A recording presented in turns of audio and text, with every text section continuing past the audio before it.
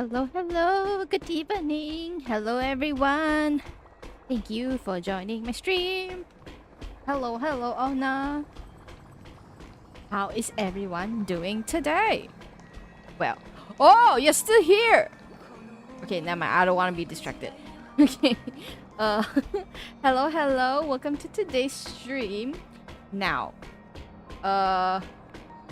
honestly, I don't know how to feel about today because of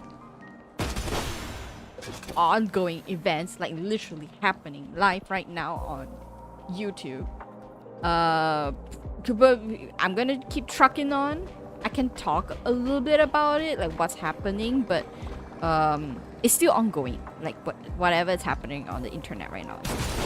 Yes. So today, I will be playing. Where are you? Yeah. I have Pure Fiction. I have Apocalyptic Shadow. That drama is wild right now. I know. I did not expect it. Okay. Honestly saying, when Matara Khan announced that she's parting ways with like she and the company was parting ways, I thought, huh, interesting. And then afterwards, it was Giga. And then when I saw Giga leaving, I'm like, oh no, something about to go down, and something did go down. Yesterday and today. So is it yesterday or like 2 days back? Something like that. Yesterday and today. Wow, right now. I don't think I need to explain a lot, but who knew, right? Who knew? Who knew? Oh. It really makes you question, like, I don't know why Bishujo being like this right now. Honestly, seeing is from what little that I was watching, what I feel like what they were trying to say was that a few bad apples with power in the company made some decision without the higher ups knowing, and that led to this. Now, that's what I'm getting from the 40 minutes that I watched. It's still ongoing, and like the English translation is not out, but what little that they did translate, that's what I'm getting. And it's, you know, like before, if you ask people a month ago what Bishoujo is, like how Bishoujo is as a company, people would say like, oh, that's one of the more solid companies because of how long-standing the talents there are, of how quality talents there are. Of course, there's like a few things people were saying about Bishoujo, some negative stuff, but overall, people were saying Bishoujo is a solid company to join and blah blah blah blah blah. And then this happened. I think if people are like me, like they would feel something was going to happen when Matara and Giga left. I know from Matara it was not voluntary, but I think Giga made the decision to leave. I did not watch like her story behind everything, like why she leave or like and things like that, but I know I think she made the decision to leave. I don't know. I don't know. It's wild. We wilding out here. It's just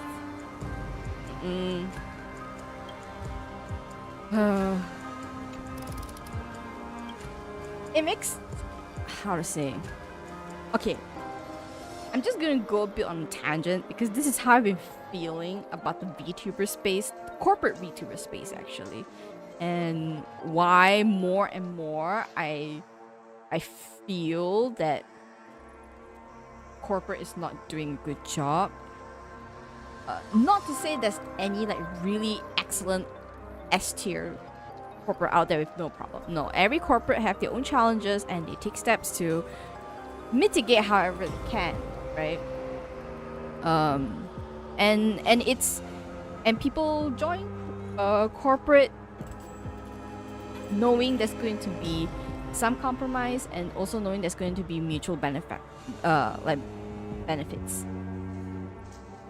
But like in the past 2 years, you know, since the whole Selen Tatsuki thing, and people might argue is since before that there was another talent under Niji Sanji that was very quickly terminated and she got a bad rep for that. Yeah, like since then it's like every couple months there's some kind of snowball, and it made me feel like what kind of I'm not saying this to like blame the companies or anything, no. Like for the bad apples in terms of talents, there was definitely some oversight in how the company screen their talents, and also like how the company like plan to have what kind of talents that they want in your company to represent, because that plays a big role.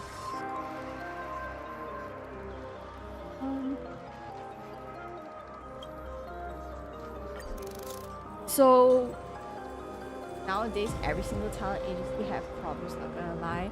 Yeah, because it's all bad apples that happen for a certain amount of time, and you know, with secrets, like secrets do get out in the end. There's gonna be that one brave person who is just like fuck it to the wind and will expose everything, or people who are keeping secrets suddenly couldn't keep them anymore, or like they got found out. You know, it's all sorts of things. So needless to say, whatever bad apples that entered any of these talent agencies 2 to 3 years ago, they are now being exposed. Whether it's talents or whether it's staff members, the talents, of course, the bad apple talents are of course going to get a larger media shine on compared to the corporate staff. So can't really do much there, right? Let me just quickly decide on this, and then we're good to go. Let you do it this way.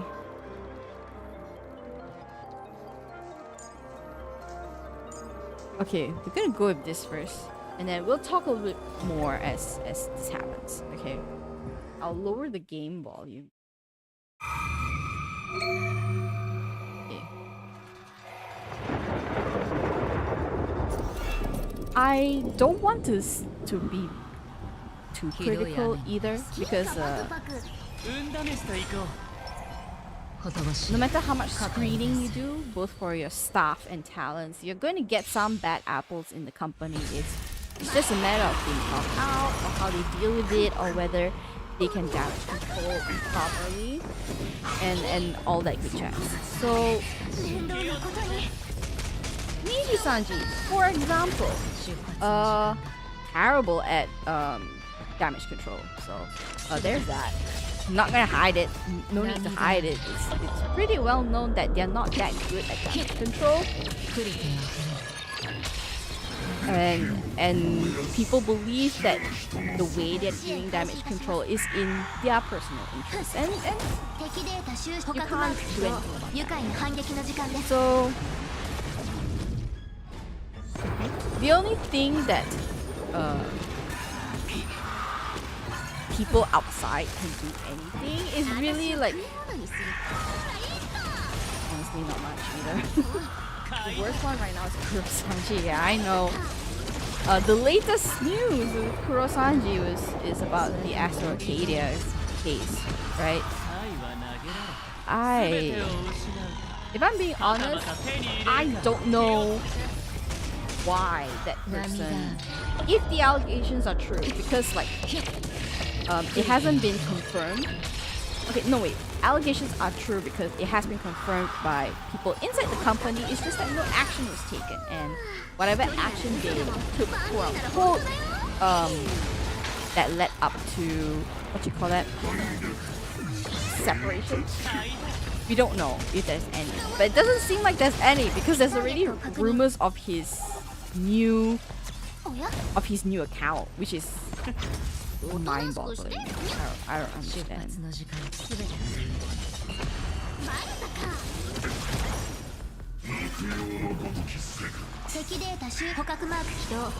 Honestly, when Iron Mouse's announcement came out, I didn't watch it live, but I did because I watch False ID's content because he consolidates everything, and when I saw that Iron Mouse was leaving and why she was leaving, I was actually very surprised. Because, like I guess the rest of the world, because the company was known to be very like ironclad in its values, and as a company really good operationally as well. So it's so like, I think like many others, we were all wondering like, how can this happen? And then now with K-San, with K-San going on, how did that happen? You know, literally, how did that happen? With Niji Sanji, I kind of just keep up, not to like consume the drama, but more like is this like learning, like taking a lesson from it? I don't know how to explain. It's like I have to know what's going on in the corporate setting. I want to know what's going on in the corporate setting of VTubing, because VTubing actually is an area that I'm interested in getting into. Of course, it's an expensive area to get into, but I want to know what's happening in the corporate setting. It's important for me, at least. So the whole thing with it's sad because the talents themselves in Niji Sanji, I think despite what people's opinions are about the corporate setting itself, the talents, not all, some of them, I do admit they are very good entertainers, they're very good talents, they're hardworking talents, and they are confident in themselves as talents. And sadly, I think there's a lot of Niji Sanji talent fans that are in the same position as me, where they want to support these talents, but given the position that they are in, it's like I'm still going to feed the demon, even though the demon is feeding the people that I like, you know? And as hard as you try, the demon is just going to be the first thing that is going to receive whatever you give, rather than the people who love. I think a lot of fans are in that position, and a lot of fans, despite knowing it will hurt their favorite livers, they choose to withhold supporting, at least financially, like I think like when it comes to like live stream, people are more open to supporting that way. But still, the company still takes a cut, and we don't know what is the cut. So there's that.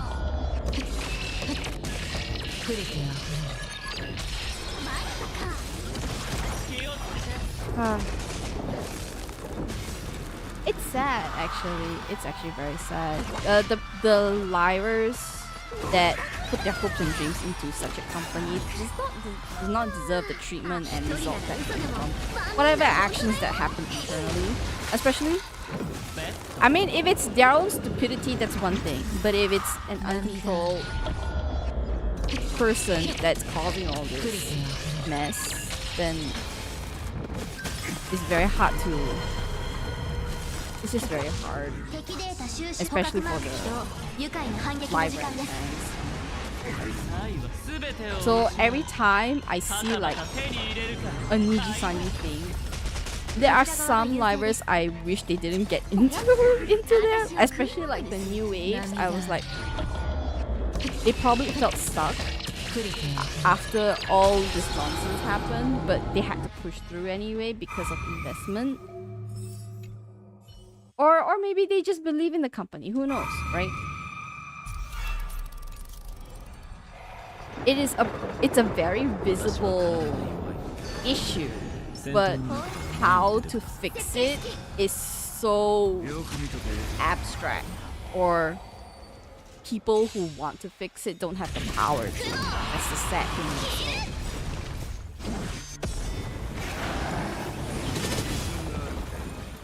I think to myself, like, if I were to sign up to any of the companies, right, regardless, I'm now even more I'm like just more hyper aware about whatever that's happening and whether my choices will be correct, because Hololive is not without their issues also. It's just not, it may not be as viral as now, but I'm sure internally they still have the struggles that talents still have to negotiate and work through with the company. So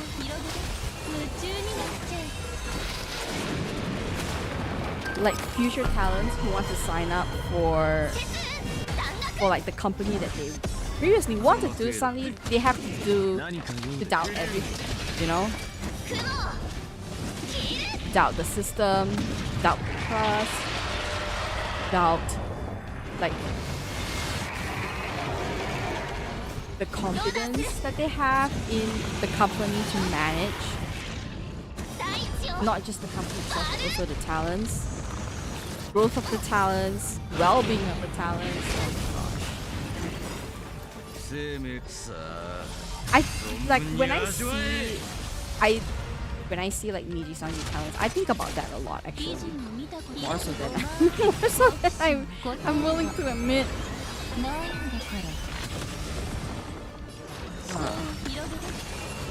It's just a whirlwind of nonsense. It also makes you feel like, how did these top management corporate people get into that position of power? It's just unreal.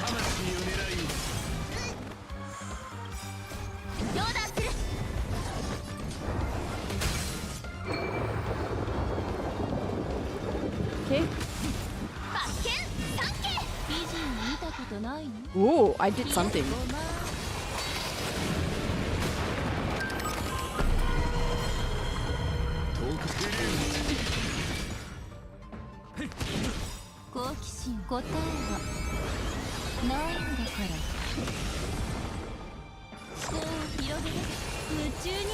Oh, speaking of, Hololive also, not that anything terrible happened, but also like the past year they had a flurry of talents leaving the agency, right? And people were starting to worry and things like that.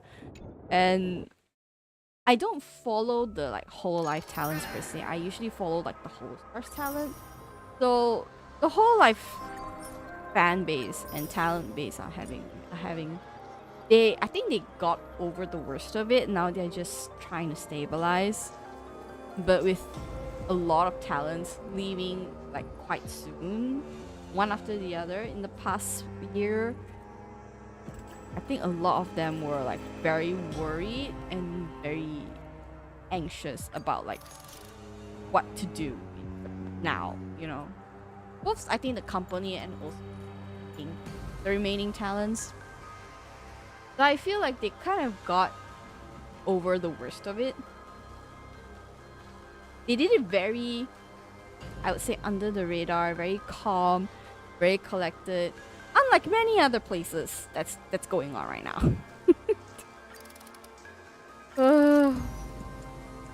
It's just undeniable. Whole life talents just have problems with management contract. Yeah, so how to say, it was more so just a collective sadness rather than them having a problem, a malicious problem with the company. Because like for the past, I think, year or so, Hololive also like Cover Corp themselves were kind of like hinting, the talents also hinting like they were moving towards a different direction. That's why like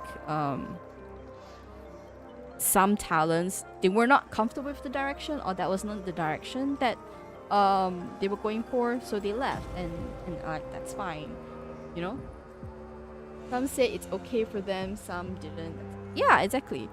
I think, I don't know if it's been spelled out word for word, but I think one of the biggest changes is that Cover Corp's direction for Hololive is more towards music, like doing concerts and like idol stuff, which is, it's not wrong, not bad, but certainly not for everyone, right?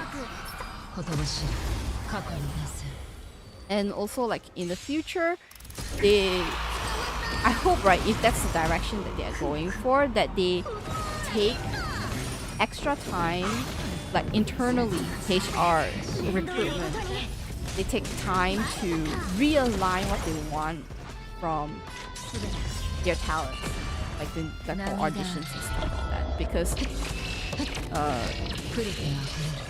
it helps both for the talents and both for like internally, and it prevents wasting time for both parties as well. Oh dear. Ooh.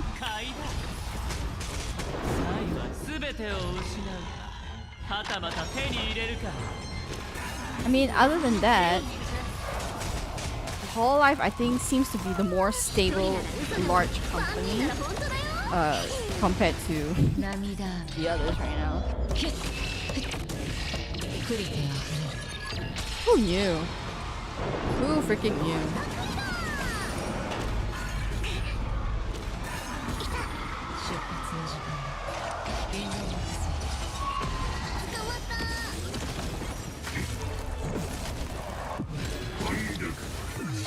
Oh. Hololive still have great management. I'm not doubting that. It is true. But what I was trying to add was it depends. I think a lot of it was influenced from how Yago built the company and how he started it. I know this from the Holostars perspective, right? Because he started Hololive first, Hololive was doing well, and then he started pioneering Holostars in the company. And even back then, when he started Holostars, Hololive wasn't, it was popular, I think, but it wasn't as big as it was today. From what the Holostars talents was talking about with how they started, they were a very small team, very niche team, and Yago himself was the one interviewing all the talents, managing the talents, helping out with debut and stuff like that. So he's a very involved man. We don't know what we can say about other corporates. Hello. Hello, Motor Fury. I'm playing games and hello. I'm playing games and gossiping. That's what's happening right now. If you follow the me and Anna, we were just talking. If you follow like the VTuber space, Muffin Man. Sorry, I only know about the Muffin Man thing from shorts. Muffin Man. Yes, I only know it from shorts. I don't know the context of it. Yeah, we having tea. Like, oh, the tea is so juicy today. It's been juicy for the past 1 week. Okay. Did I want turtle facts? Hello, Mortal Fury. Thank you for the follow. Yes, so the spill here is the VTuber space has been imploding consecutively for I think the past 1 or 2 weeks. So I'll try to shorten the tea. So basically, the tea here is that there's this VTuber under the Japanese corporation named Niji-sanji, and there was a huge scandal about him sexually harassing another VTuber colleague. Now, I think last year they launched an investigation about the sexual harassment allegations, and company promised, okay, we will share the results of the investigation. Cut to, I think earlier this week or last week. Cut to last week. Niji-sanji announced that the other VTuber colleague was terminated. And then shortly after that, the alleged VTuber with the sexual harassment allegations, he was quote-unquote separated from the company and will no longer be streaming under the company's management. Now, here is where it gets tricky. People were saying like there was supposed to be an investigation, but there was no investigation findings being like told to the public. Yeah, it's spicy, man. It's super spicy. I'm giving you like the really condensed version. In between there was a lot because the victim wasn't the best public figure in my personal opinion. Their character wasn't something I would agree with, and that's fine. But nonetheless, very serious allegations, right? Apparently, the perpetrator has been consistently doing this for a long time, and other colleagues also report such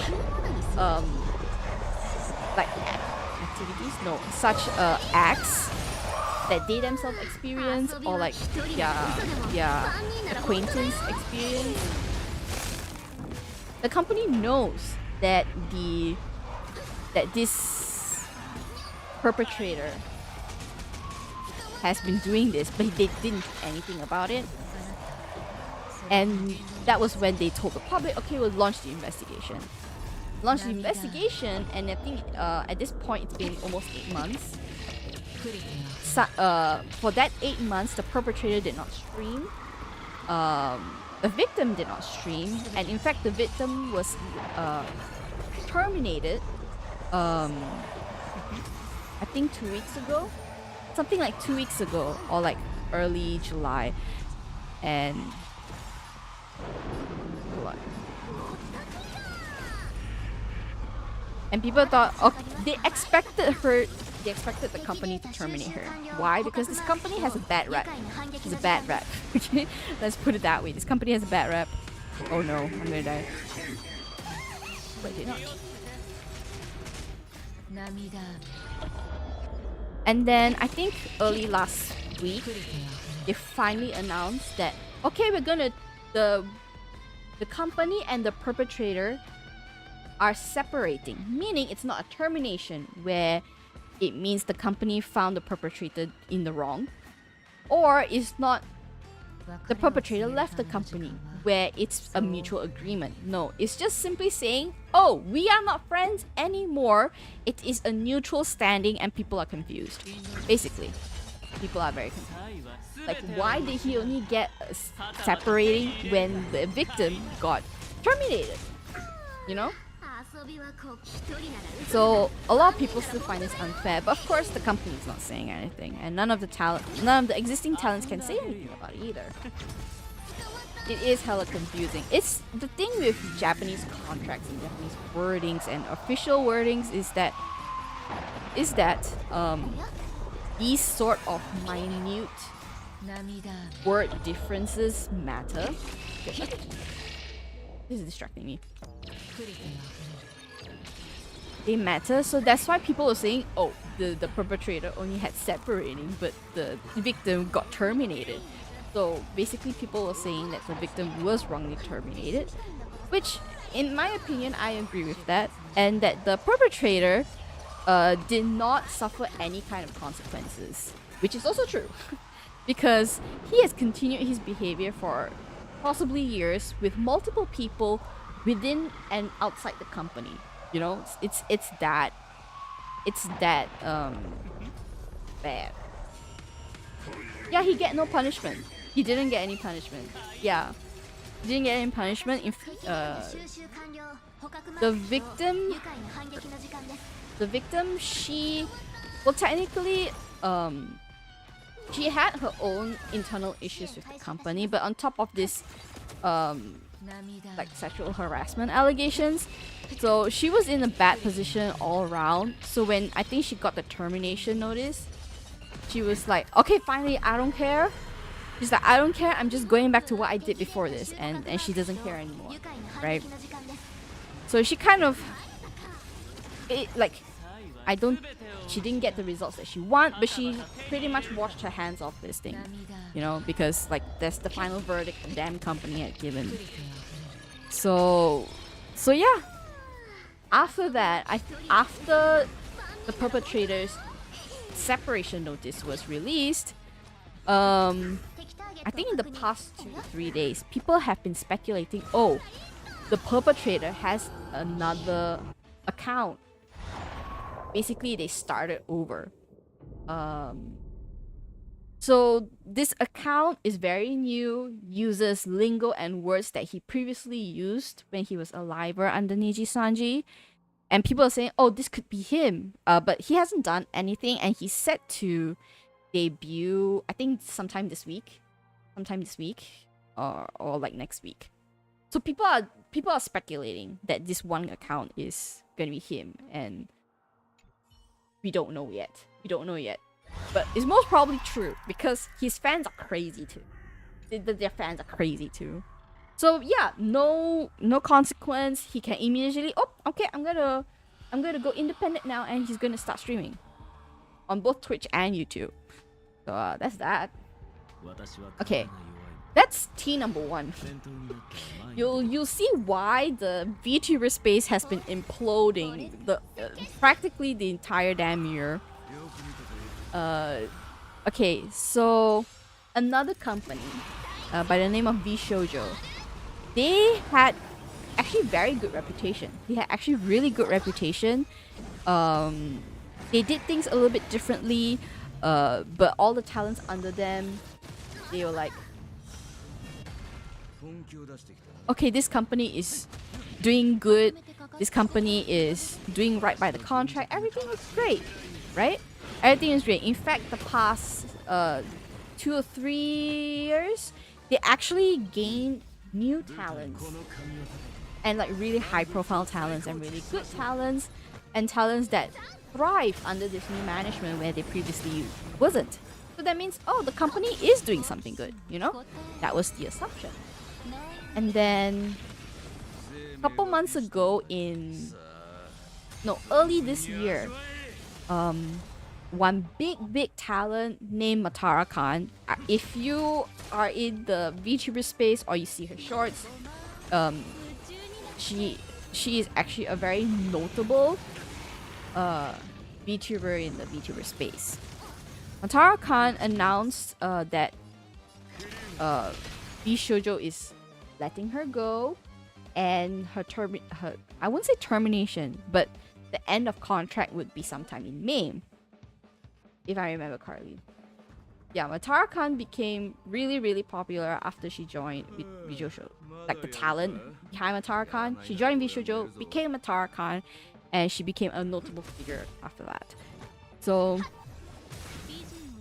Matara Khan announced that she'll be departing from Bishoujo. Fine. People at the point in time, people know, okay, she's going on to do bigger and better things, so good for her.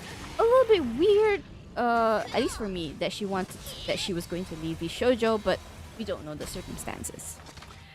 Cut to, I think last month or early this month, another long-standing talent named Giga. I'm pretty sure you must have heard her somewhere. She's very notable, very popular, a very big figure in, I think, also streaming in general. She announced she's gonna leave Bishoujo. Yeah, they're all like really popular everywhere on social media. They have a very loyal following, very good following actually. I like, you know, they're like just really good streamers. And then Giga announced that she's leaving Bishoujo. And then this one I didn't know until recently. Zentreya, very popular on Twitch, is leaving Bishoujo. So then I start to see a pattern, and I'm like, this is not a very good pattern to have, as you know, all these successful streamers are leaving your company. I didn't pay mind at first because Giga and Zentreya, they are long-standing members of Bishoujo. So when long-standing members want to leave the company, it's usually in pursuits of bigger and better things for themselves and nothing against the company, right? Cut to yesterday when the ginormous streamer Iron Mouse announced that she is departing from Bishoujo. Full continuation, yeah. So Iron Mouse announced that she is departing from Bishoujo, and that's big thing, because she, in the past couple years, yeah, Iron Mouse, she announced, I think yesterday or the day before, that she's leaving, and there's a reason, and the reason, I think, shook the entire planet. Their booty cheeks shook, their asses clenched. Even I was very surprised, and I don't usually follow Iron Mouse. The reason for her departure was that Bishoujo has taken money from her from particular streams. Now, if you are a avid watcher of Iron Mouse, you will know, I think even if you're not, she advertises this a lot.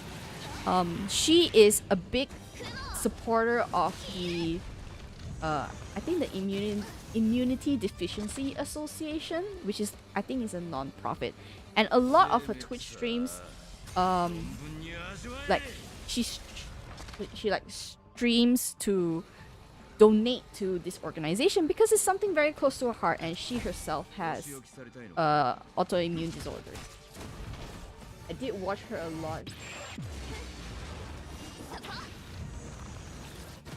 Yeah, so okay, so you at least everyone has kind of an understanding on how important this the charity that she does subathons and donathons for. So then she was saying that Bishoujo has been withholding payment, resulting from like withholding payment to the non-profit. And the amount is $500,000 USD apparently. Now this funds is, I think, mostly from her streams. Whether it's is mostly from her streams. So she sometimes will donate like the funds that she earned from doing subathons and stuff, she'll donate to the association. And basically, well, not only am I dead here, but basically, Bishoujo withheld payment. Yeah. So I don't know what reason.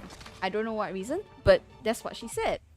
And because of this, rightfully so, she is upset, she is angry, and because of that, she tried to leave Bishoujo. Because that's a huge amount of sum, and that's very irresponsible of the company, you know? Okay, I need to restart this, and then... So, I don't know too much. I didn't watch the announcement that the Iron Mounts posted, or like the clips and all, just yet. But basically, that's the gist of it.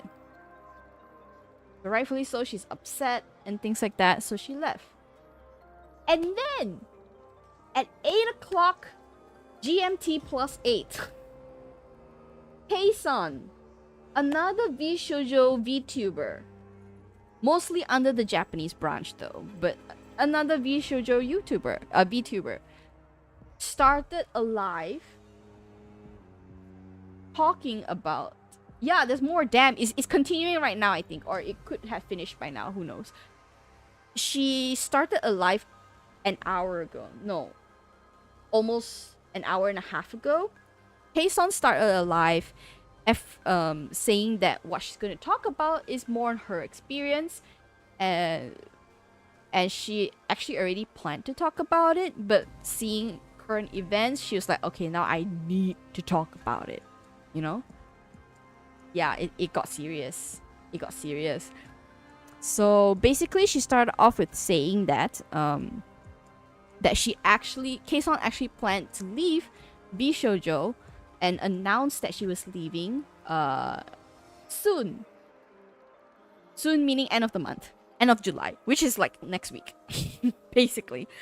And she was saying that the biggest reason was that Bishoujo has been withholding payment, basically, to Kei-san. And apparently, this withholdment of payment happened from, was it September of last year? Are you gonna come back to whole life? I don't know. I highly unlikely she would. I feel like she might go indie, because she has, if she leaves with her IP, so it's good on her if she leaves. Like, there's actually not that much risk, especially with what's happening today. Golly. So basically,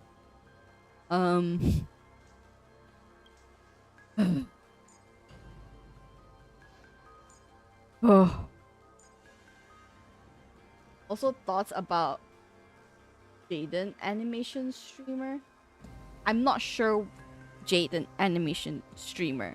I'm not sure what that is. Other than Holostars, really, I don't follow much of other VTuber corporate groups or stuff like that. Occasionally I see their clips and things, but otherwise I'm not too sure. But back to the story. So Kei-san was saying that she was going to announce that she's going to leave at the end of the month, and largely because Bishoujo has been withholding payment from her. And the payment withholdment was happening from September onwards until today. So she was saying she don't know what's happening, and she thought the worst because Iron Mouse announced what happened to her. I don't know what she knows from like Giga or other members that left.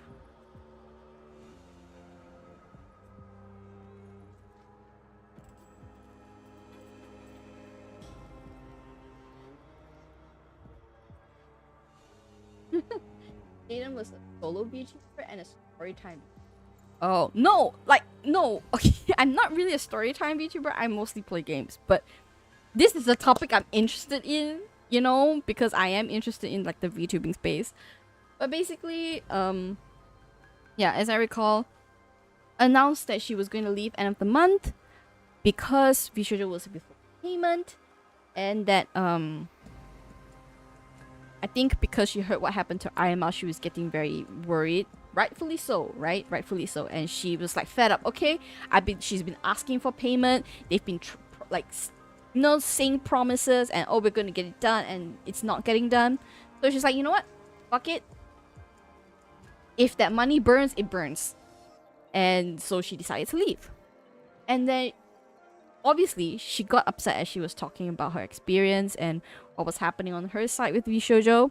And this is Vishoujo Japan, mind you, which is different from where Irma's, Giga, and Treya were, which is Vishoujo USA.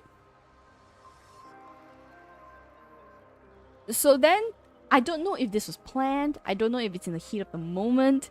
I guess it was planned, you could say. She was saying she needs to know why this is happening. Why this is happening. Like closure. She deserves that. She called on Discord the CEO of Vishoujo Japan. It was a power move I don't think anyone saw. It was don't worry, I'm continuing because like it's just boggling my mind until now. So she made a power move that nobody anticipated. I mean, she called the CEO of Vishoujo Japan, and she got in on stream via Discord. This is live, mind you, which I'm just like bonkers. This is very surprising for me. It's like, this is the amount of balls she have to do that, despite her worries and fears about it. So basically, from then on, she introduced the CEO, and then she just asked a couple questions before they started. But the main point was that the CEO, important here. This is important, to what happened to the rest of the life. He can speak English, but when Kason asked, would you speak both in English and Japanese, he actually said no, I will only speak in Japanese because of how the language is for Japanese and how not fluent he is in English. He was worried that the translation, he would mistranslate what he was trying to say, and so they spoke in Japanese for like pretty much the rest of the stream up until I started the stream. A few times Kason said had some 1-2 conclusion lines about what was being said, and what I understood from there was that the CEO himself didn't know that this was going on, or he didn't have authority or power over whatever decision was being made or happening for this to happen. And so she also clarified that. She tried to clarify that, and he was saying pretty much that's how it is. So I don't know like what's the exact context, because he was speaking in Japanese. And then the next clarifier that Kason mentioned, what was it? Was that hello Diamond. I'm getting into T number 2. Okay, so Kason was saying the second clarifier was that okay, so the company wasn't doing bad financially. The company actually had money. It's just that for some reason they decided not to pay Kason. And he pretty much clarified that. But when Kason asked why, I can tell he was speechless. He was actually speechless for a lot of the questions, for like a lot of the follow-up questions that Kason had. How's it going? We are talking tea. So much drama in the VTubing space right now. I don't... Oh. Ugh. So they were kind of talking in Japanese after that. I don't know what happened. So I'm probably gonna see what's going on YouTube tomorrow, what all the translations are saying, basically. But they were still in the midst of discussion when I started the live, basically, and so That's where we are today. Bishoujo is in boiling oil. They are about to be fried. Niji Sanji is doing the bare minimum because if they do anything more, they just make things worse. I think that's a valid statement to say, though. Don't you think? Like, Bishoujo just it was unprecedented. Yeah. Okay, for you, Diamond, I'm just gonna summarize. Bishoujo fucked up somewhere, and one by one, their top talents were leaving or separating from the company. And then yesterday, I'm sure even you heard of this, the biggest one yet, Iron Mouse, announced that she was leaving Bishoujo, which is the company that she was under. And she's been under Bishoujo for a long time, you know?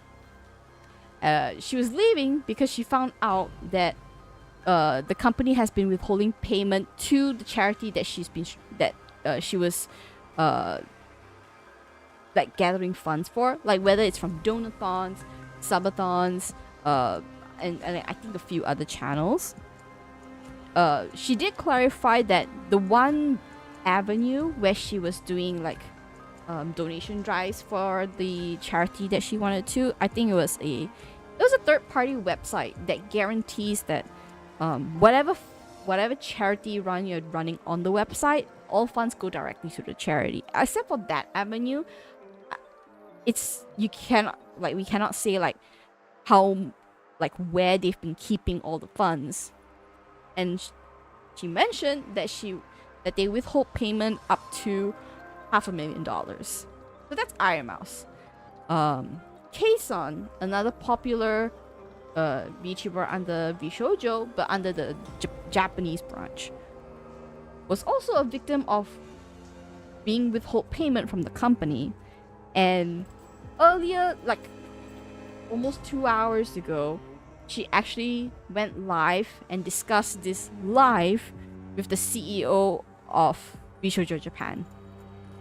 And get this, the CEO of Bishoujo Japan, when he introduced himself, when Kason asked him, so you are the CEO of Bishoujo Japan, and he said, for now.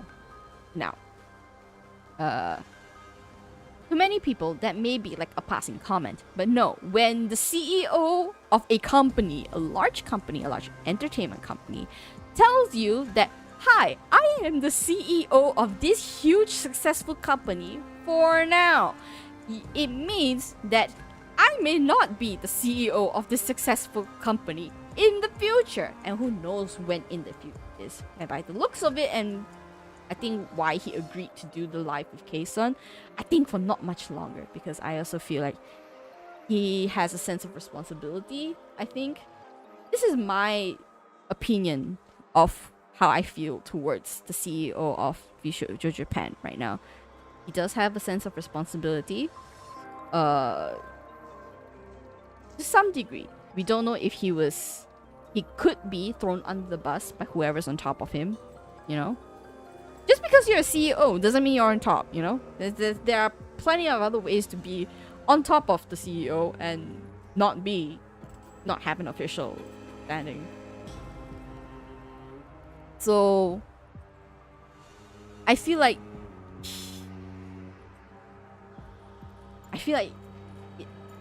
he's leaving his job out of responsibility, or he's being thrown under the bus. It's just this two.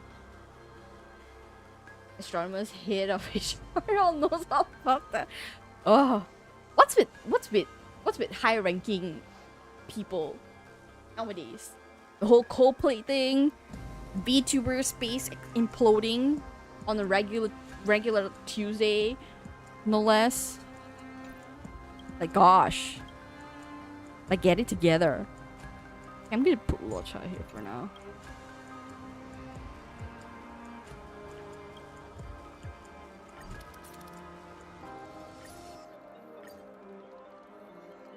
And now, like, I'm just thinking, it's like,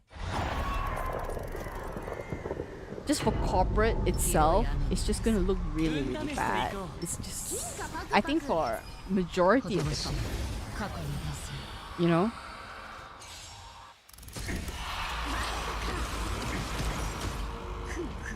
Oh.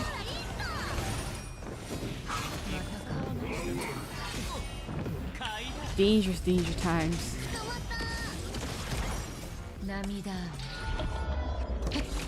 And a lot of times talents themselves, they are unable to protect themselves because of contracts.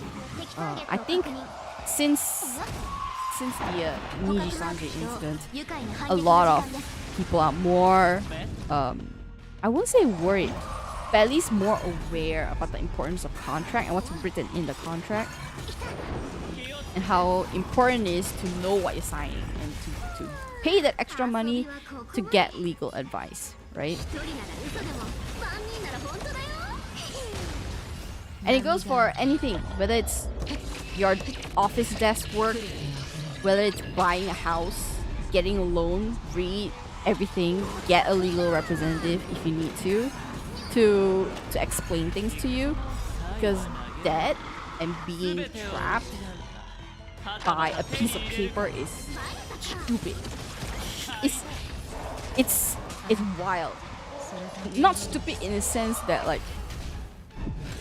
it shouldn't exist, but stupid in the sense that it can be prevented.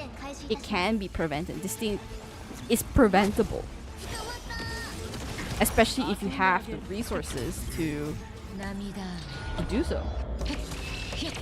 Now, of course, not everyone can afford or is privy to how the law is written and how contracts are written and stuff like that. But I think it's good for the layman to be able to like research a little bit, especially like in the given field, what a contract should look like and what it should cover and things like that. There are tons of people on YouTube that are more willing to share these kind of information. I think if you look up like employment contract or something like that, or like what to look out for in like my industry and stuff like that, legalities and like contracts and stuff. Like even for me, I didn't really pay mind to contract until I started Fortaleza. Because I hear stories. I hear stories from my friends, and I'm like, okay, I need to actually read and understand as much as I can. Some of it is like, okay, this is not in my character to do it, and I know it, and that's fine.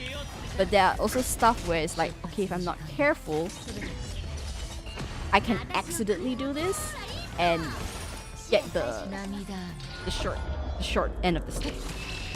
At the end of the day, it only ends up serving as an excuse for people to do things. Yeah, exactly. Like what freaking... I think if people know about the whole Niji Sanji thing, they know of legal mindset. So he is a... Oh my gosh, I nearly got him. So he is a YouTuber on YouTube that covers any and many events and review them from a legal point of view, right? Oh, so when he looked at a unsigned contract from Niji Sanji, everyone's heads exploded. It's too much to even talk about, but basically there were a lot of clauses inside that benefited the employer and not me. And people were shocked that people were signing this kind of contract. Sometimes you cannot blame the signee, the employee that signed the contract, because they are not knowledgeable. They get distracted by the quote-unquote potential success that they get from the employment. So sometimes it's hard to say, right? So it's all about awareness, really, with regards to this. Like, if I do this, what are my risks? And you shouldn't think about the risk of, oh, what's the company going to do? The hell with the company. They have their reserves, they have their lawyers, they have the resources to battle out whatever it is they need to battle out. And for big companies, especially in entertainment, reputation is a form of currency too. I didn't realize how important that is until I started working corporate. Reputation is so important. They will spend money on reputation and will whether it's to gain or to omit what's the word? Or like to prevent it from going down.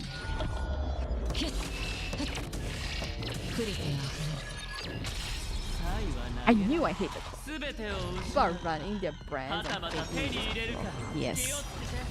Right, the mindset has kind of leaked to the layman right now.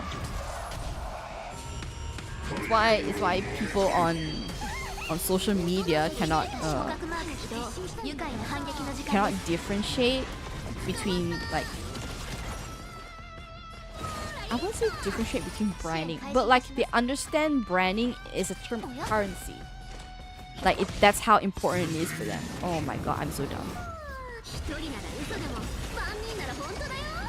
Beloved, innocent, caring, active, usually a monster behind the scenes. But it comes out, yeah, because okay, this is the pattern with the entertainment industry as a whole, and like how business conduct in the entertainment industry has reached to the common people, right?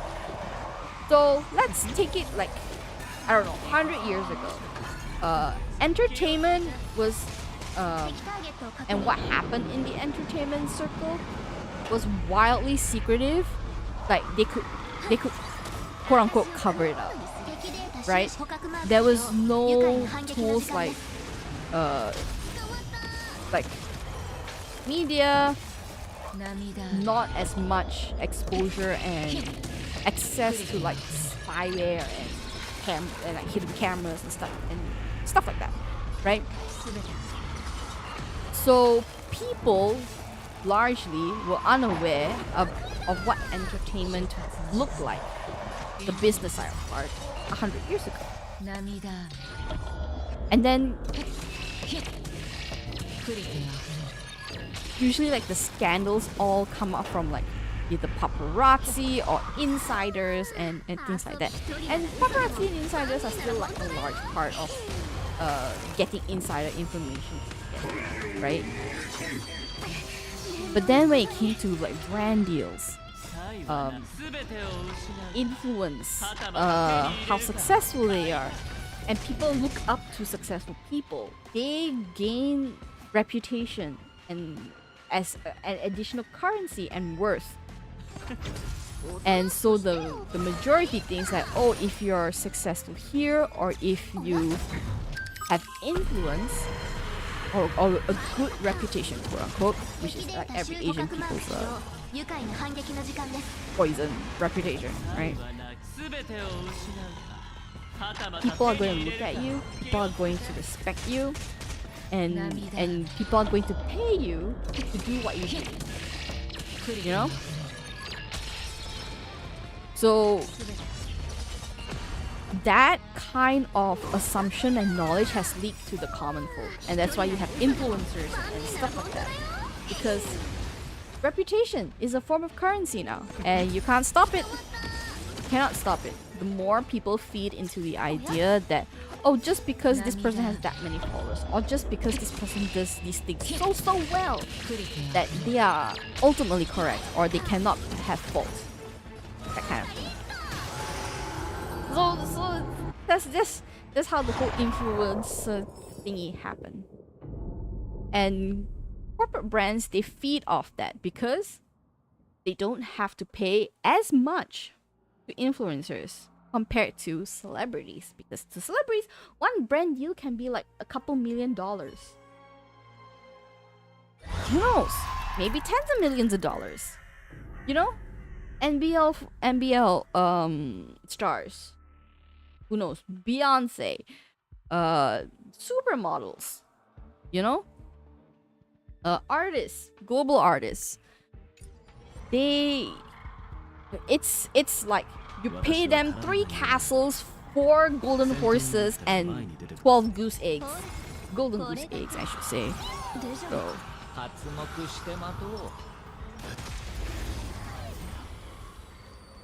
Yeah, exactly. So it's like you can never know what's happening or what they have done to gain the reputation that they have, or like you just don't know. And it's the same with like social media influencers or what have you, or everywhere. It's the same. People with reputation and influence, you don't know whether it's hard work that they did or they took some kind of magical shortcut which may or may not be illegal. You know, that's the catch over there. May or may not be illegal.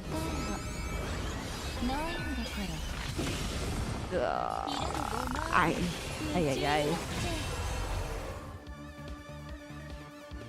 And then, like, this is just me and my personal opinion. As a person walking on the street, how do you live with yourself like that? That has to fuck up your mental, not by a little, by a lot, by majorly a lot. Because there is a certain amount of morality that you grew up with. Unless you didn't grow up with, then that's a different story. But if you grew up with a certain amount of morality and honesty within yourself, this, whatever thing that you do to gain that reputation is gonna fuck up with you so bad. And it's gonna poison you, and then one day, it's gonna be like in all those animes and storybooks, like, oh, I gave into the devil kind of thing. That is like really giving into the devil. And that's why and that's why a lot of people liken the Hollywood scene to like being the devil. You know, you're feeding into it. Sorry, one has conscience. Yeah, sadly, isn't it? I mean, quite obvious, you know, with history being what it is. This is why I don't read the news. Because even locally in my country, there are definitely fucked up things that's happening both politically and in the entertainment, in everywhere. It was like, no, I just want to focus on me being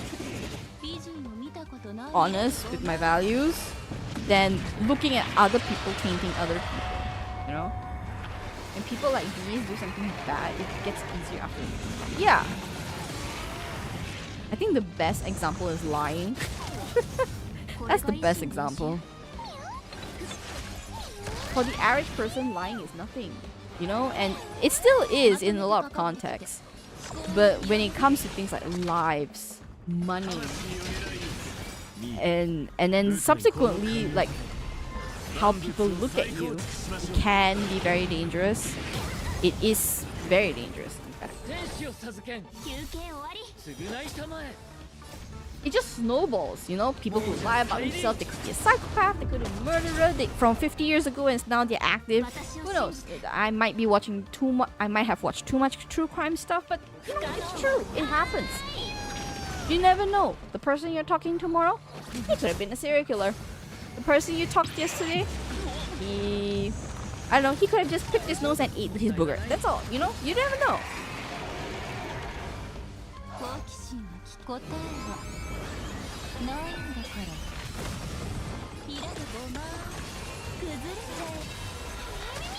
Ooh, what did I do?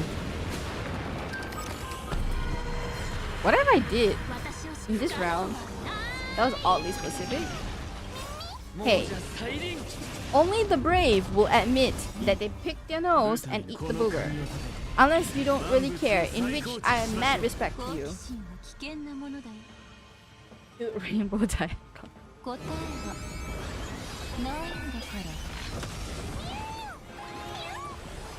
People who don't do it. I mean, the assumption is that people don't do it, right? They don't pick their nose and eat.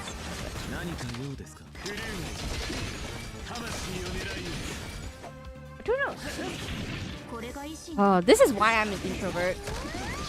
Because I see people and like I judge for myself whether this person has like the capability to do something heinous. Okay, maybe not heinous, but something bad, just in general bad. But yeah. Some people don't, some people do. Exactly. Oh, hold on. I forgot to claim the rewards.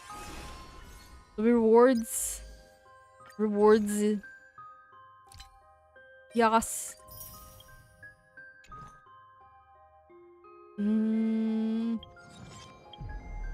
priceless jewels. Yeah.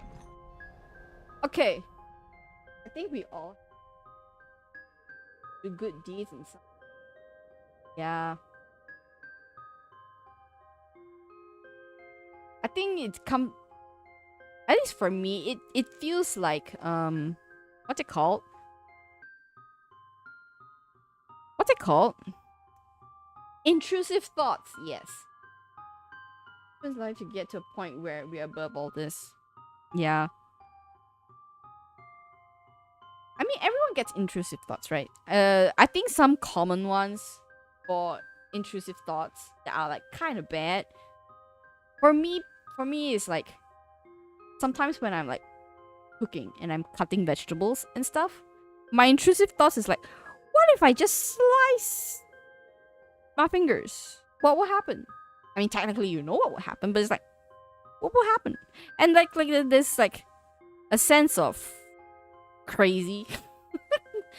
We'll be chucking a child, playing catch, looking where a baby's a ball. Yeah, I think a lot of people have that kind of intrusive thought, and like they know it's bad. Like they know it's bad. So it's that kind of awareness that at least the majority are capable of. But once in a while, you see some headlines in the news, and you're like thinking, it's like, how? You know, you see a kind of news, and it's like 2 sentences. The headlines are 2 sentences, and all the words should not go together. You know, like stuff that shouldn't be inserts into some body parts. You know, or like it's usually that the ones that I come across is usually that stuff that's not to be shoved into some parts are being shoved.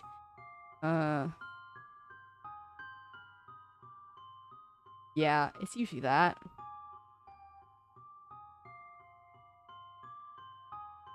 Which is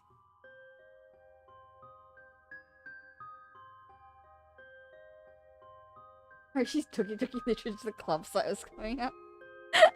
I'm like contemplating like the amount of stuff that I've seen, like random stuff I seen in the headlines. I will look at it and focus on it for 5 seconds because I'm like, how is this possible? And then I immediately throw it out of my mind because it's like, you know, stuff that shouldn't be inside someone's parts is in someone's parts. And then also like I don't want to say it. There's a lot of weird headlines that I've seen.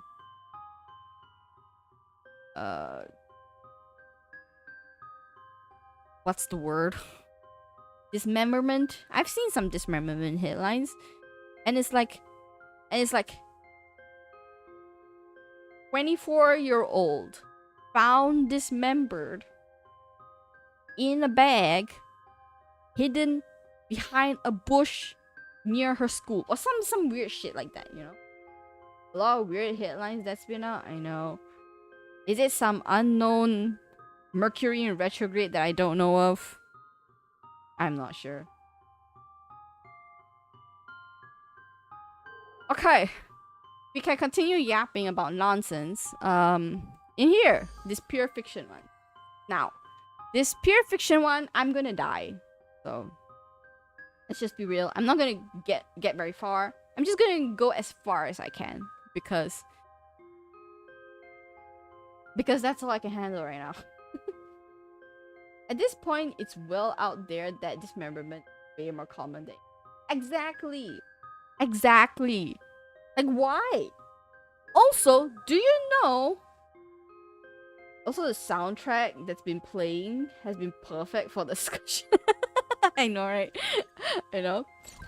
I was also gonna say... Speaking of headlines that shouldn't be common... Speaking of headlines that shouldn't be common... When I was a kid, I was like... primary school, so about like 8, 9, 10. At that point in time, DOT noise. Okay. we have this particular subject called PJK. Its long name is Pendidikan Jasmani dan Kesihatan. So it talks about a lot about like sports, about health, and like social studies for like children, right? So around that time, there was a particular event going on in Malaysia. One of which was, I don't know, should I say trigger warning? Like, this is quite morbid. PGK then math teacher come into the class. I know, right? Because there's no like thing people need to do to get to be able to teach PJK, because it's just about common sense, about common health, about common social knowledge, right? And you're teaching it to like a bunch of 8, 9, 10-year-olds. PJK. Yeah. So it's like, I think health and social studies. I think that's the best way to translate that. But it's for like 8-year-olds, 9-year-olds, 10-year-olds. So this is pretty basic stuff that as an adult you would think like, okay, this is common sense. Yeah.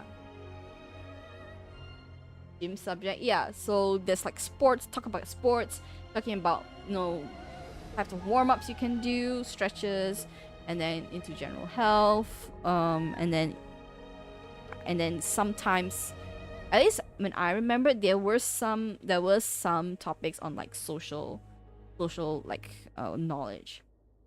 So at that time, one of the biggest social problems that Malaysia was having was baby dumping. And it might not be very like intuitive when you first hear it, but what's happening is that, yeah, I know, right? I as a kid, I just accepted like, oh, baby dumping, it's happening right now. I took it like, oh, a hurricane just happened, you know, like something like that. But it's actually traumatic. It's actually really, really bad. And it was all over the news, and a lot of teachers were talking about it. And in tandem with that, mind you, there was a lot of child kidnapping, and said child will like die as well, like die. So it was a lot of things, right? So many things that didn't need to happen. So what I remember from then was that during that time, people were saying, oh, the child dumping was happening because non-married couples or couples having unprotected sex, they were carrying like the baby to term and then decide, oh, I don't want the baby, and they will dump them in the most atrocious sites found in,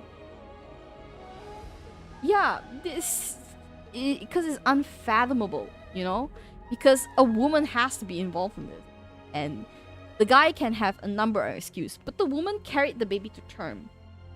A lot of times carried term, and then a lot of times the babies. Yeah, I think people my age and older would remember this because it was such a big thing back then. It was all over the news. Every week there was another discovery, whether it's in like in the toilet, mind you, they discovered in the toilet, in a trash can, behind the bush, everything and anywhere. They just keep on finding bodies almost like every week. And so what I think people saying this was happening is people were having unprotected sex. And also there was a lot of people saying that, part of the findings was also like the victims were raped. And these are child victims, you know? Child victims, underage victims. Some adults, yes, but mostly underage victims. That were carrying. They were carrying. And then and then like they get abortions, illegal abortions, unsupervised abortions, and all this was happening. And this was happening, I think, for a couple of months. And then after that, in the syllabus for PJK, they started adding sex education topics in there. And a lot of topics on how little girls can look out for themselves against like strangers. Percentages of those have to be in a huge minority of these cases. It was hard. Funnily enough, I wouldn't say it's a majority, but a big chunk of them are actually the majority race. They're actually the majority race because of accessibility to knowledge, accessibility to having like protected sex, and also just general knowledge on like this is something that they should not be doing at that age, and also not understanding the consequences. So yeah, that was a lot of that back then. There was a lot of crimes against women, whether it's like mugging in the parking lot, you know, getting sexually assaulted, and for a long time, a lot of young women in KL, actually, it was pretty rampant. Mugging, assault on women, slowly, like, so like everything was within, like, I would say, a year, 2 years. This was like there was all these kind of social problems that was happening in Malaysia. But then after that, the government, I think, I'm not sure how all the things stopped or like become very, very little, but now there's not as many cases. At least I mean, I'm not reading news, but I don't think there's any like baby dumping and stuff like that anymore, because people now like having protected sex, the resources are like very widely available. Then with assaults and stuff, I don't know, like at least girls in KL, we are very, very mindful about like things like where we park, what time of the day it is, what's the area, and like knowing ourselves and protecting ourselves. Like it's also a big reason why I don't go out a lot, because mind you, like you could go somewhere like really crowded and you'll be okay for a while, but a lot of times people can get away with stuff even in a crowded area, and as a girl, it worries me too. It worries me a lot. I do not go anywhere I don't know, and even if I do, I go in broad fucking daylight and I wear comfortable shoes, because if I need to kick someone in the balls or to run for my freaking life, I can do so. I wear pants when I go to somewhere new, and I also don't dress to impress kind of thing. I wear a regular t-shirt, I wear pants, I wear jeans, and I walk fast.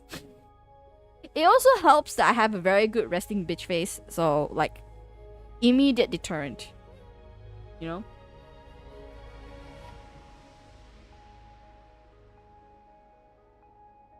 With the ones who are afraid to come out. I don't know. It's the current reality, sadly. Yeah, anywho. Sorry for like the bummer topic, but like yeah. Yeah. Yeah.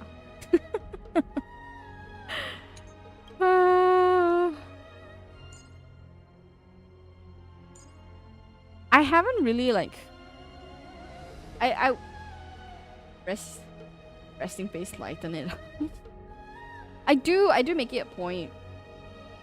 I do make it a point because like other than just plain safety, it's also like I go out to do stuff. I don't go out to meet strangers. It has to be like really, really, really intentional, or like there has to be some kind of gain for me to meet a freaking stranger, you know?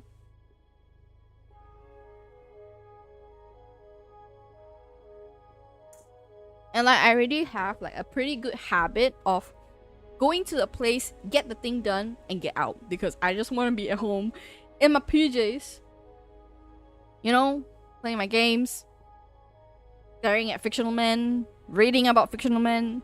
Like it's fine. Like it's fine. I can defend myself against a fictional man, and also I can do other things with a fictional man. Those are the advantages. Yeah. Nowhere else comes from this home. Hey, I said fictional men. The majority of the female community, society will agree with me that at least fictional men, it's all inside the head, That's why Love in Deep Space is so popular. It's fictional men. But in Love in Deep Space, the fictional men are talking to you. Quote unquote, talking to you. There's that. You here.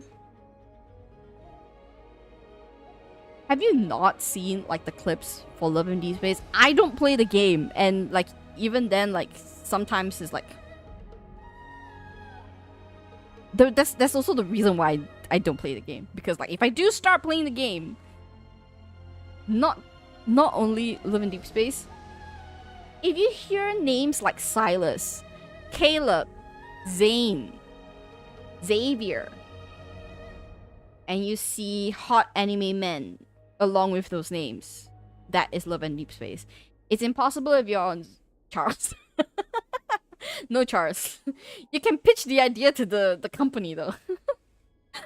Yeah, all over social media since like last year, I think. Because the women the women of the world are just infinitely impressed by the men in Love in Deep Space. The whole premise of Love in Deep Space is it's basically an otome game. If you know what otome games are, it's like a dating kind of game. But traditional otome games are usually 2D. They're not 3D. This one is 3D, like in the flesh. I came to know the dark side of my kampong where I was growing up from my friends about those NSFW things. Oh lord.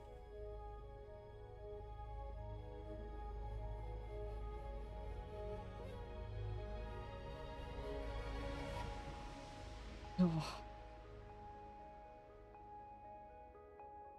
Yeah.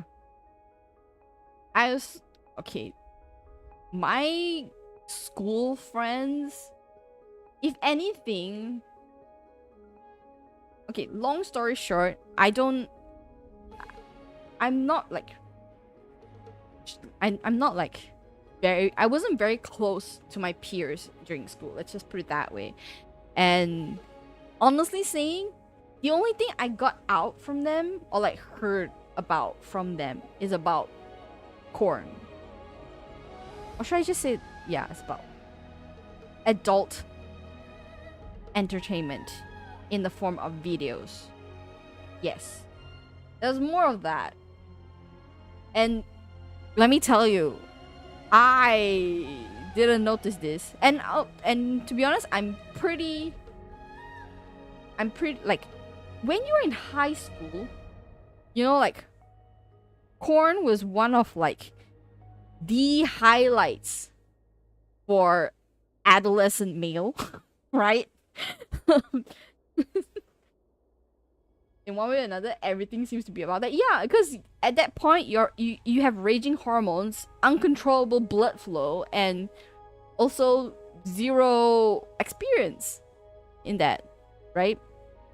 I mean, eventually you'll come to have experience, but basically, yeah, that's what it is. Well, I need to finish building this team. Hold, give me a sec. I bring Locha? I'll bring Locha. Who cares?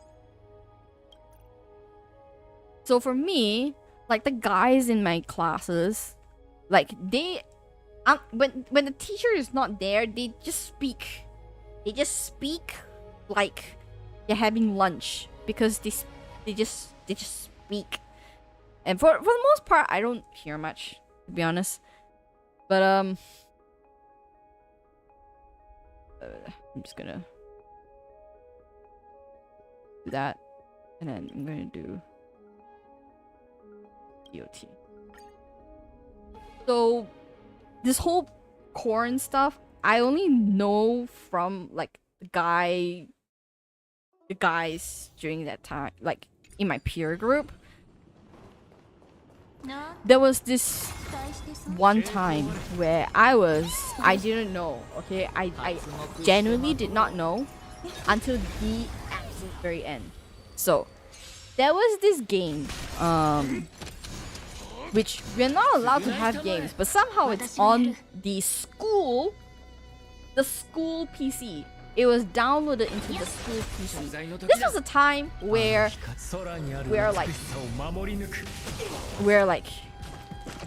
Kaspersky wasn't a thing.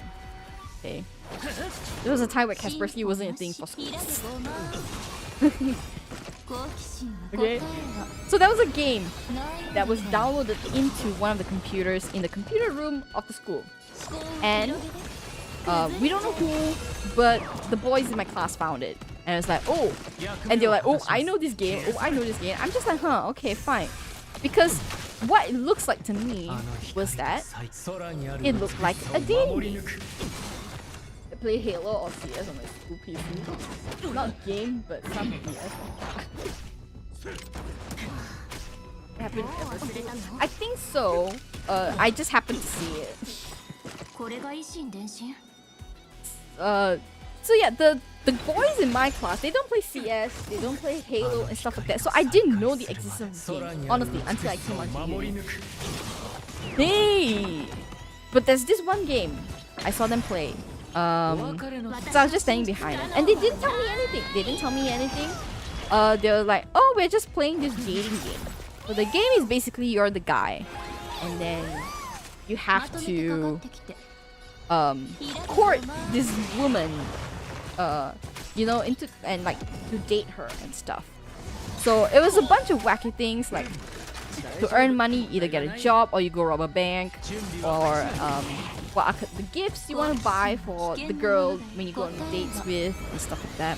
And then they count the days.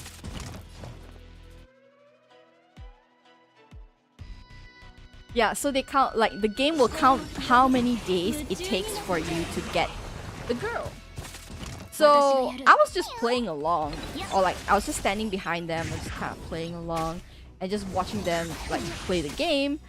I didn't think too much about it, right? And then finally it came like the end of the game. They reached to the end of the game. They got the girl fell in love with them. I kid you not. I kid you not. I was speechless when I reached the end. What in the world is that game? I don't know the name of it. But it was some 2D wacky game. You know, it wasn't anything impressive. So they got the girl, right?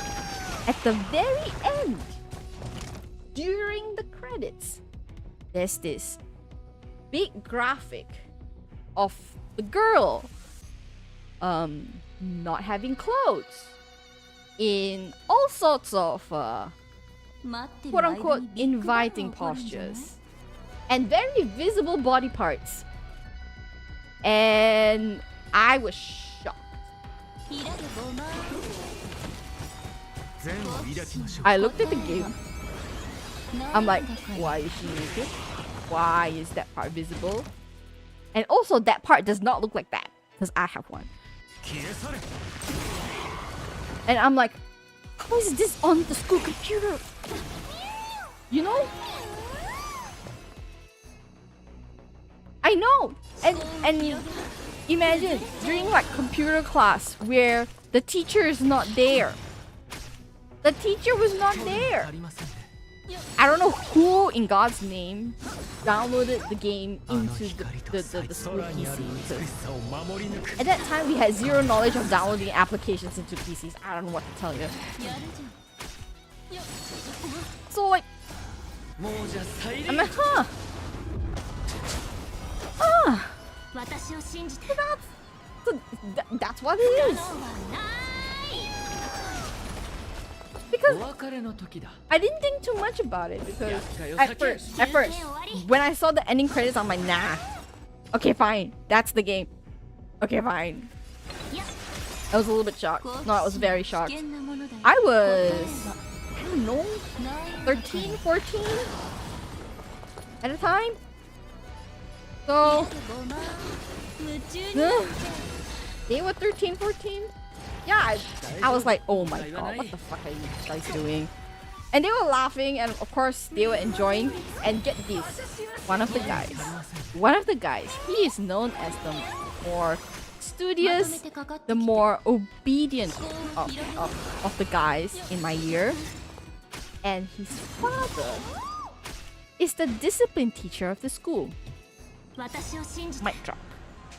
Mic freaking drop. Obviously no one snitched, right? Obviously no one snitched. There you go. You know, he was prefect, or later on he became a prefect. But the guy is the same guy. I don't think I want to hear that sentence. He's good enough. Yeah, that was the first and the last time I ever looked into a guy's computer. Regardless that the computer in question is of public property.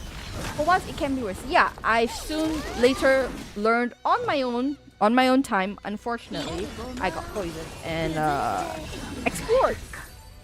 Yes, I explored. Not the game, the genre. No, the genre is not accurate either. But basically, I got to know more about corn. Yes. Hey, I'm not all that innocent. Okay, it's just that this is not the platform or the people to talk about it. I know some quote-unquote advanced topics. Yes. Some willingly sought out, some completely unwillingly received. Right? I mean, that's what happened when you explore, right? You explored the magical orange and the magical place. I just have to mention orange, and then I think like everyone will know what place that is. Because like as a 60, okay, for once I actually explored at a socially, maybe not by law, but socially acceptable age. Around 16 is when I started exploring, at least online, which is not bad. You know, it's not bad, especially since like I was 16. Guys in general are uncontrollable, and at least I should know what it is. At least that was the reasoning I gave myself, you know? Needless to say, I explored more than I should. I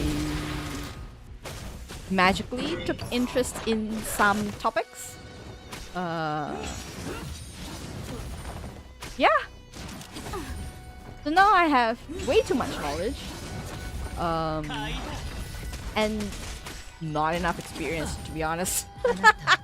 Zero experience. Don't need to have experience. I'm fine being inexperienced. I don't need experience. That's fine.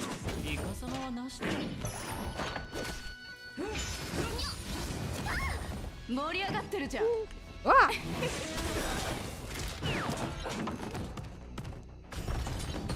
You know, it is for the best. Yeah.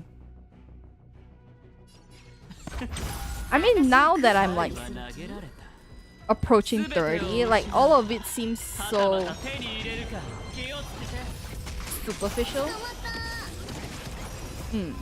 A lot of it is like very superficial, and also like some of it I'm like, why was this hyped up so much when I was a kid? Because it's because like when you know like the truth about certain stuff about porn and reality, you're like, okay.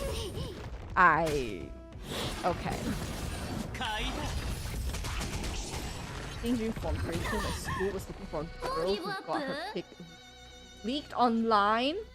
They have a school badge in the pic. Oh, Tumblr era. Oh, Tumblr era.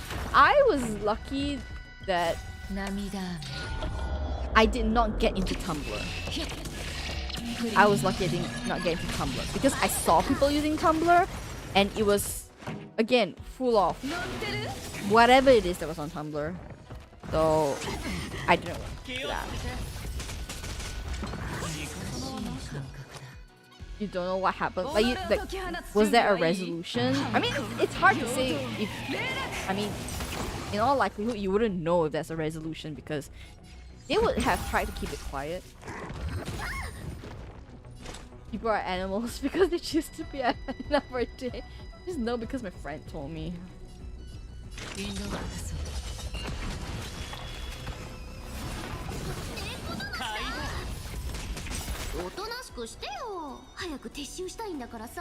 Okay, Diamond, I'm sorry to ruin your night. I'm sorry to ruin your night. I hope you can recover. I know it's like quite a morbid topic.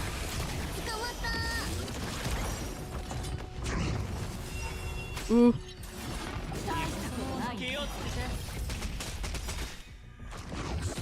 The rage I'm feeling right now. True. I'm glad people today at least they know how to protect themselves. This is why I prefer dogs.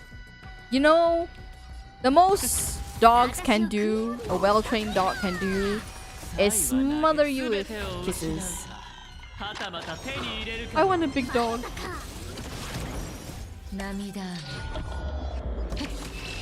Dogs, cats, Jeffy.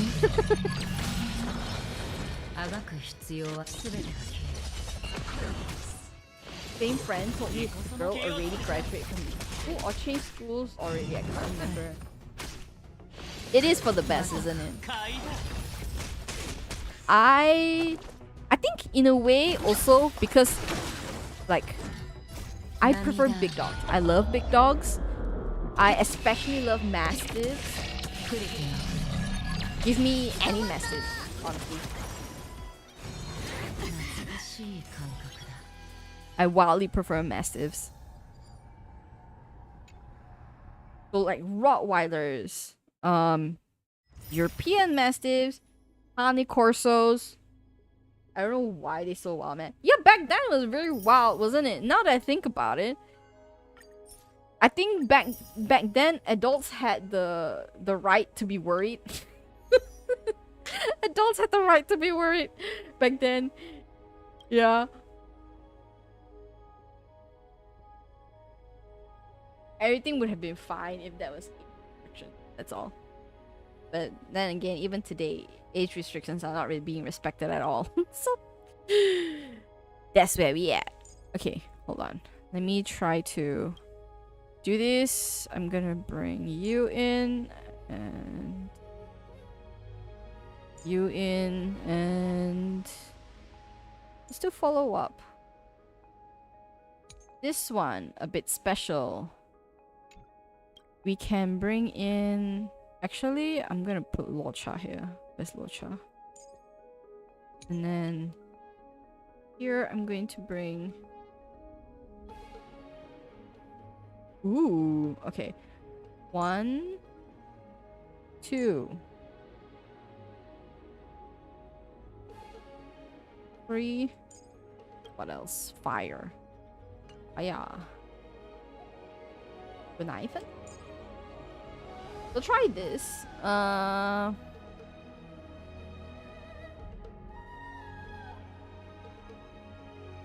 We'll use that.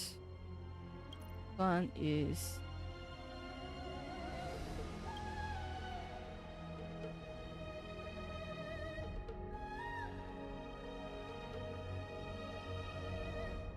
that. Okay. Interstory. Okay. Last bit. And then I think I will... We'll go as far as I can with this one, and then I will end stream. Can I redo? Hold on. Confirm. I will change you to... Where are you?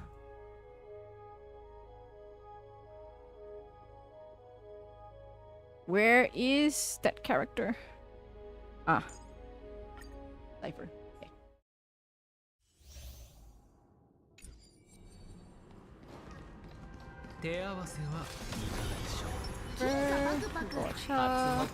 Serval. Yeah! Okay. Oh!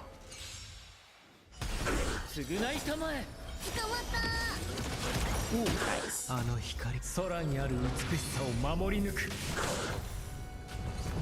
Oh, I'm so happy I upgraded the relics on Argenti. He feels so much more efficient right now.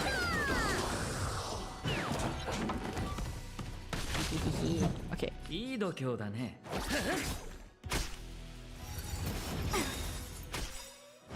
That.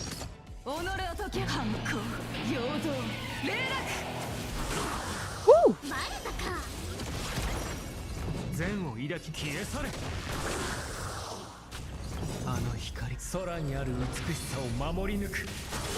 Oh. Okay, I'm gonna let this autoplay for a bit while I run to the restroom. Okay? Okay.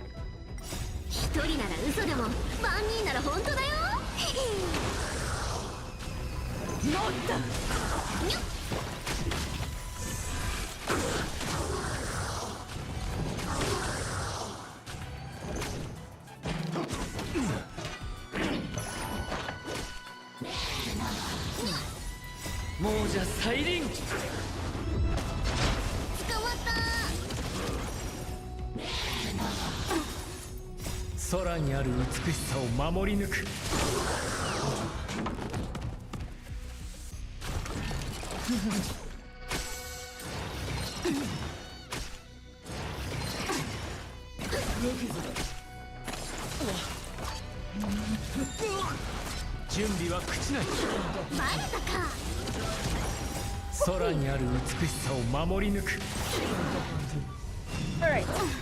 Okay, where am I at? How many points am I at? 8,000. Okay. I am drinking a lot of water because today at work, basically at my work location, there was a campaign promotion going on. So they had like a ton of vendors. They had a ton of vendors and small booths opened up by like different brands, you know, like Unilever and other local brands and stuff. So the volume is low, game volume high. Is that better? I don't know. I am like a little bit far from the mic though. Let me know if that is better.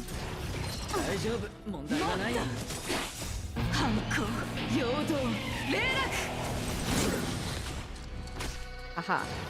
Alright.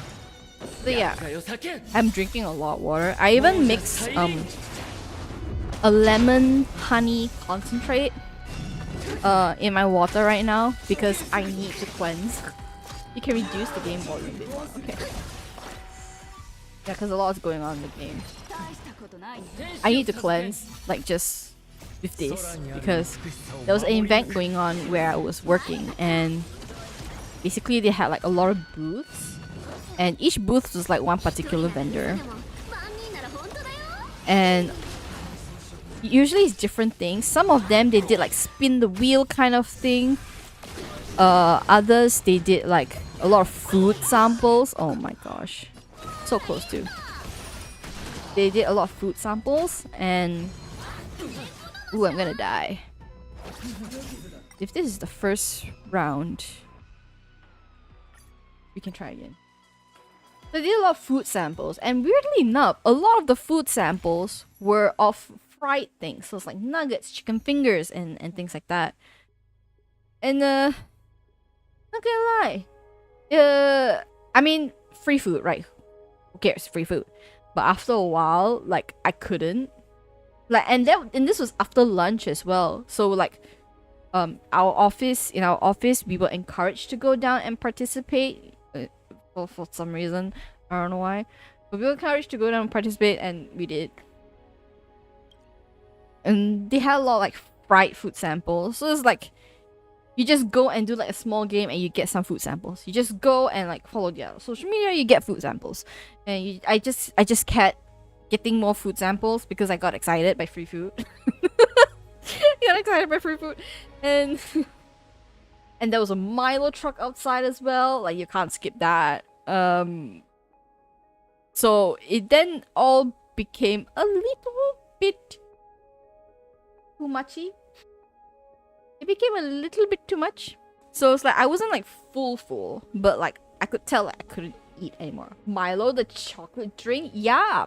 I don't know about other places, but at least in Malaysia, it's a very old school thing. Like we had as a kid, for promotions, the company will send out Milo trucks to schools, and those are some of the best Milos you could get anywhere. There too? Okay, great. So you know how the Milo tastes. And it's the kind of Milo drink that they mix with... It's with condensed milk.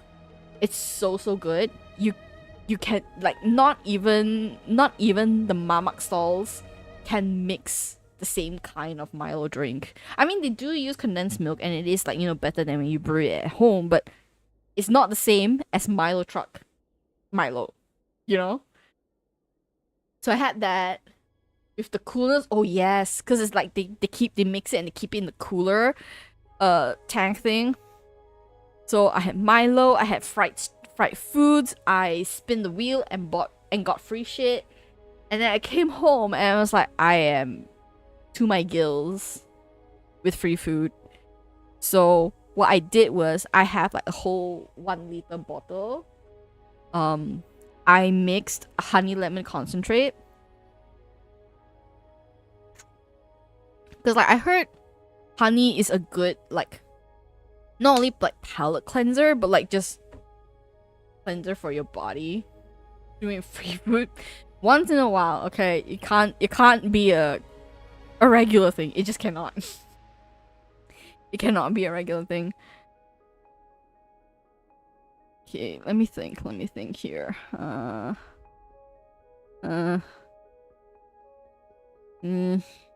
me think.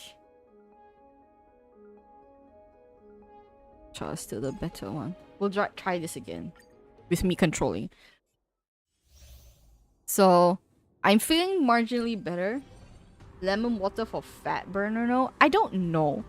I don't know if it's true or not. I've not really read up on the science, but I know it's good for like cleansing, in the sense that you don't feel so sluggish. You don't feel like you're to the gills in oil.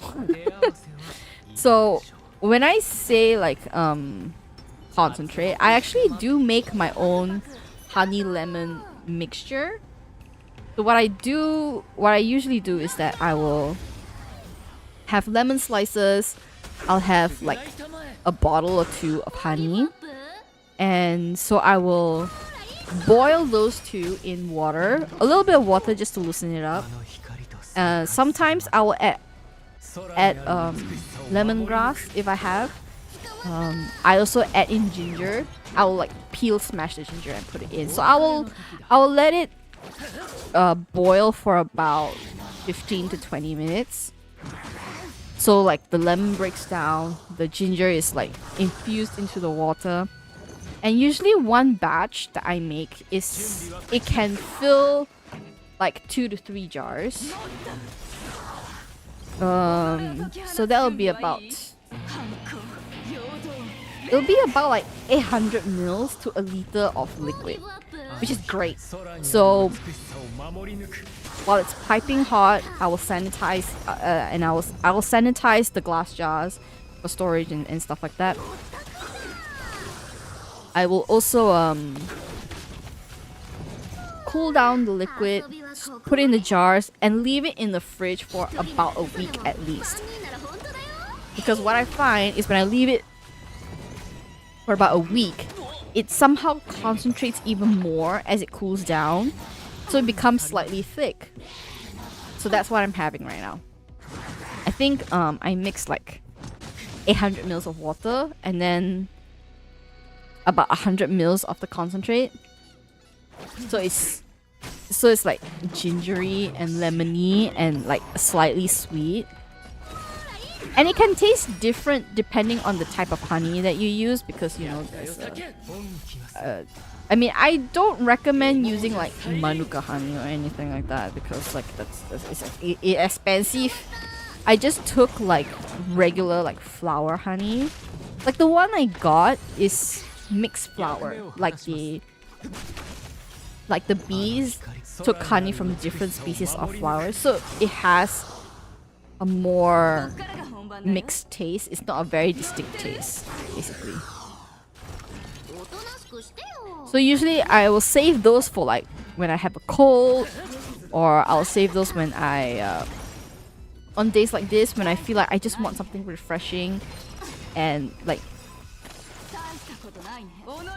palate cleansing. And then you can make like lemon drink at home like really quickly. So that's what I'm having right now.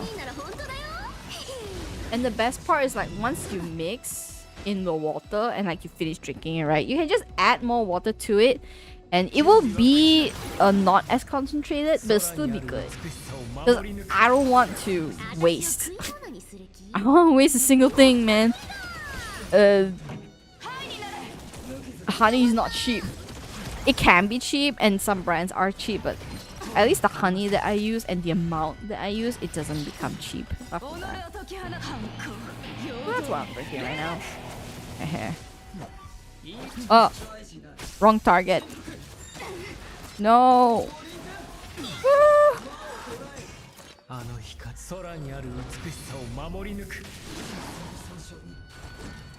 Oh lord. Oh. Nice.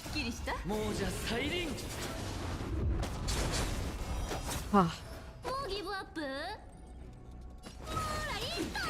Ah. I'm just drinking it straight out of the bottle. So it's like zero preamble about it. And it's good.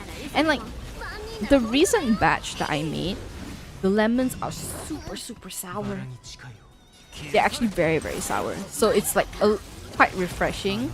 And I put more ginger this time as well. So it's almost like sweet and slightly herbal. Woo!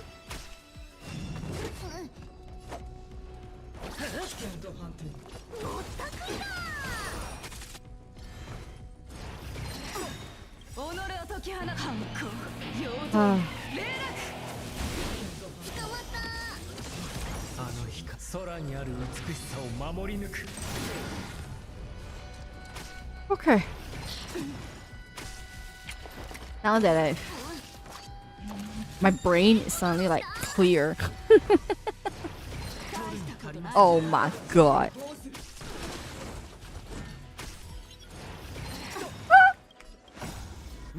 No, Cypher, I need you.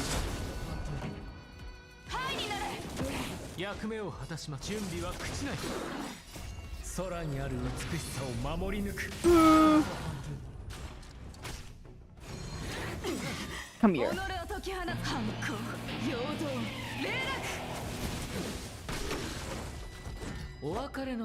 Ah! Cypher's gonna die. Okay. My brain's fogged. I really do need a breather after all that talk. Take your breather, man. It's okay. Take your breather. I understand. I also feel like I need a breather after all that talk. Because it's just one thing after another. Yes, have a good fresh breath of air. Ooh. What am I doing? Okay.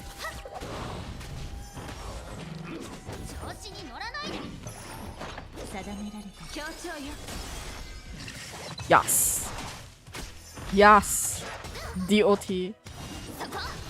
I'm sure once Iceland release, this would have been a good place to use Iceland. Honestly, when Iceland and Saidra, I don't know how to pronounce, I don't know if I'm pronouncing it correctly, but when both of those characters released, I was actually wondering like who to get, because I do need more harmony characters in a sense. I do need more harmony characters, but also like I prefer playing Nihility. I do like Nihility, and I do prefer playing like DOT. It's just that of late the DOT meta, not meta, the DOT teams have not gotten any shine. So when I saw Heislin's like just the design alone, I love her. Like animations and everything, also I just love her. But then when I saw that she's about to bring back DOT in a sense, I was really excited. I was really excited. And then I saw Saidra and I'm like, I didn't really fully understand what her kit was saying, right? But I was going to keep an eye out for it either way, because people are going to talk about her lead kits and stuff, so I wanted to know. Then at first it was like, oh okay, she's going to be a general buff kind of character, harmony character, and then recently I found out like that wasn't the case. Apparently her kit has strong synergy for Finland, and so far for Finland only. I don't fully understand what her kit was saying, so like it does a lot of stuff, and to me it feels like very general things. But like there was one post that was saying it's like, oh, this is Finland centric, like this buff is Finland, like her kit is Finland centric. So that put me off a little bit. So now like I might revisit this again before she releases, but right now Hyselin is gonna be my pick. The fact that I have to skip Firefly again. She's OP with everyone, to be honest. See, that's what I was thinking. So I was like, I'm very confused. I don't understand. I was about to give Hyselin for Saidra because like if Saidra is gonna be a general harmony character, then why not, isn't it? Hyselin, of course, Nihility, but she's focused more on DOT, and I think she does have some general debuffs, but not as much as her DOT stuff, isn't it? Is she considered Hyselin needs Kafka though? That's because of the that's the DOT thing happening. I think it's the same if I need to look back and see what Kafka's effects are. I know she does apply very good electric DOT, but other than that, I don't know like what kind of DOT effects she has.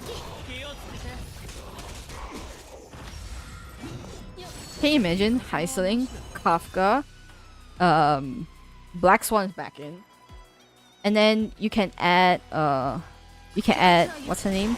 Cypher too, because Cypher is just general debuff and also sub DPS. Quite broken, isn't it? Quite broken. Every single Kafka attack triggered. Oh right, because Kafka got got the buff. Changed her kit. Whoa. Yo.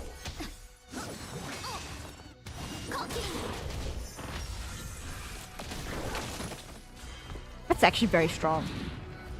It'll be very, very strong. Especially since Heistlin also buffs the DOT attack. Right?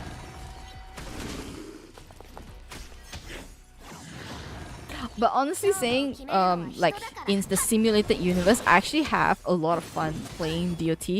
And I think, like, is it simulation 3 or 4? I was actually stuck as to like what kind of path to take to finish it, because at the time my builds weren't good. It was like the beginning of the game. My builds wasn't good. I had limited resources, so I could only depend on the path to push forward as much as I can. And Nihility was like the first path that actually got me through like a very long way simulated universe battles. Okay, I at least got 1 star.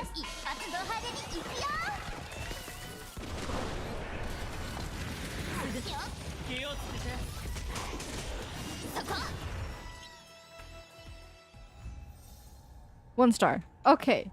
So that's as much that I will do today.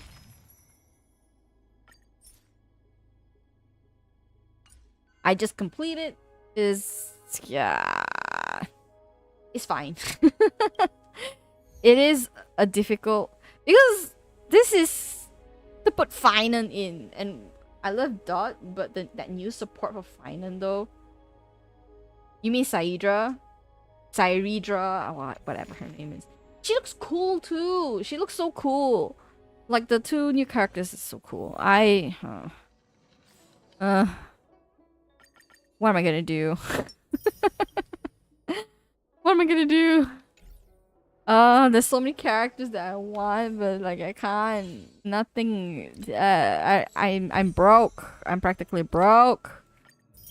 Well, let me see. Let me see. See, 2,000. And the next banner is in 12 hours. The next banner is what's her name? Firefly. And initially I wanted to get Firefly. You know? But now this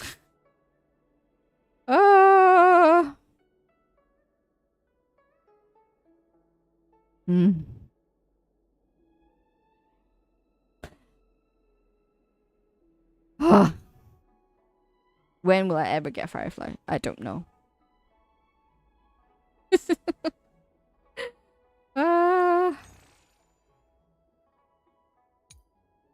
9 days till the shop refreshes. Okay, so that's it for me. I'm also all tuckered out from talking. I was too passionate today. But thank you for listening to me all the way. I hope you enjoyed the stream despite some very jarring topics today. I will see you on Thursday with Wuthering Waves. Too much tea today? I know. It started off with a lot of tea and then it just snowballed. My ADHD just snowballed into other things. I really do need to apologize. So I'm gonna end here for today. Thank you so much for joining me and for staying. I will see you on Thursday with Wuthering Waves? Question mark? We'll see. Good night.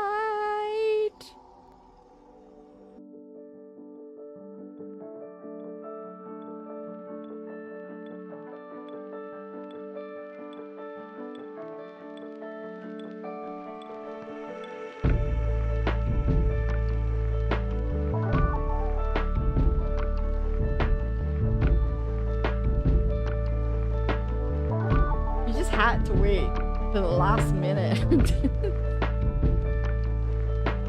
It is interesting though, and very funny. I listen on the background. I hope you enjoy your time here on Mortal Fury. Get some rest if you're on the eastern side of the globe. Yeah? I hope you enjoyed my stream. I will be streaming on Thursday again with another game. So if you want to come by and listen to and see me suffer, then